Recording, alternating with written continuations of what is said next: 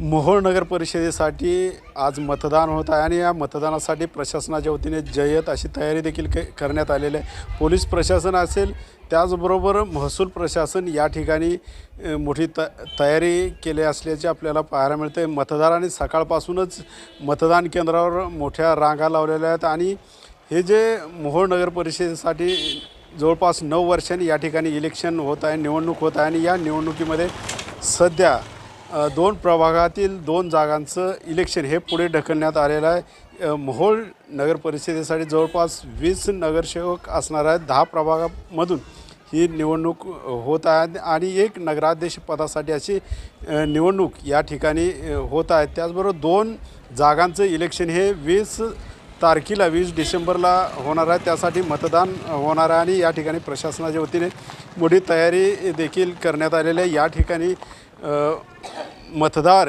वयोवृद्ध मतदार देखील मतदान केंद्रावर येताना आपल्याला पाहायला मिळते। त्याचबरोबर या ठिकाणी हिरकणी कक्ष देखील या मतदान केंद्रावर आपल्याला पाहायला मिळतो।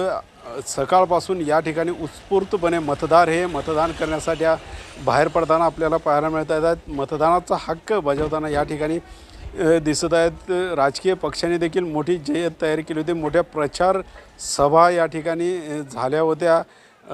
उपमुख्यमंत्री एकनाथ शिंदे देखील या ठिकाणी येथे प्रचाराला आले होते। त्याचबरोबर वेगवेगळ्या पक्षाचे नेते यांनी या ठिकाणी प्रचार सभा केली होती। मतदार कोणाच्या पाठीमागे जातो आणि मतमोजणी हे उद्या 3 डिसेंबर रोजी होणार आहे। मतदार हे कोणाला कौल देतात, कोणाच्या हातात सत्ता या मोहोळ नगर परिषदेत देतात हे पाहणं देखील महत्त्वाचं ठरणार आहे। BCS न्यूजसाठी अशोक कांबळे, सोलापूर।